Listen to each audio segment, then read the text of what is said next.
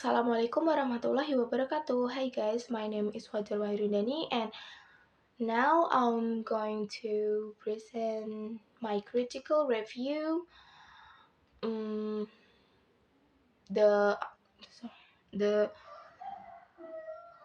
topic is the benefit of audiovisual material for language skill. Okay. First is the introduction. What is audiovisual materials? Audiovisual materials such as movies, films, videos, or short clips combine sound and visual to create authentic language input. In English learning, in English language teaching, they help students the they only hear not only hear how English is spoken, but also see how it used in real life situation. Learner can observe pronunciation, intonation, facial expression, and gestures, all of which make communication more meaningful. Because audiovisual engage both eyes and the ears, they help students process, remember, and apply the new language more effectively. And moving to the summary, let me briefly summarize the study. The studies I reviewed. Okay. The first is a systematic review by Xiaoji 2022, which explore how audiovisual input support listening comprehension and vocabulary learning. The study found that when learners receive both visual and auditory cues, for example, hearing a word while saying related image or action, they understand and remember the language much better. And the next two studies by Wei 2022 and Chain 2020.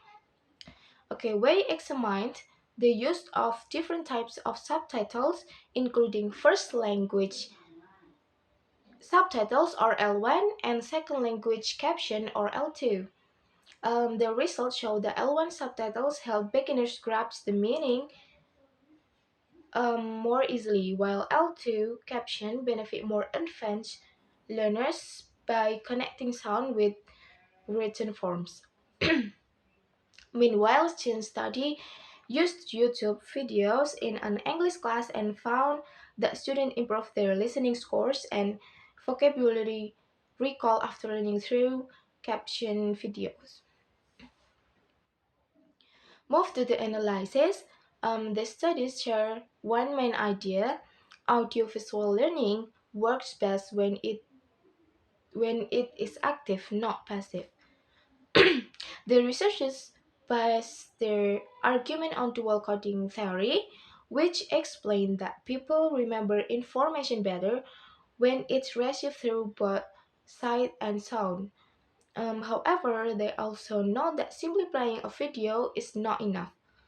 Teachers need to greet students with activities before and after watching, such as prediction question, comprehension check, or speaking activities or exercise so that learning process the content deeply. Okay, another key point is that the effectiveness effectiveness depends on how the material are used. For example, the level of difficulty, the type of subtitles, and the purpose of the lesson all influence the result. This means audiovisual materials should be carefully selected and matched with students' proficiency and learning goals. And then is a evaluation. Overall, these studies consistently show that audiovisual materials enhance listening, comprehension, vocabulary acquisition, and students' motivation. They provide authentic exposure to real language and help learners build confidence in understanding native speech. Still, most studies focus on short term outcomes, so more research is needed to explore long term effect on speaking and reading performance. and then is a judgment. From my point of view, audiovisual material are not just extra teaching tools. They are essential resources in modern language classroom. They make lessons more engaging, more realistic, and more memorable. But their success depends on how teacher use them. Yeah, but how but their success depends on how the teacher use them.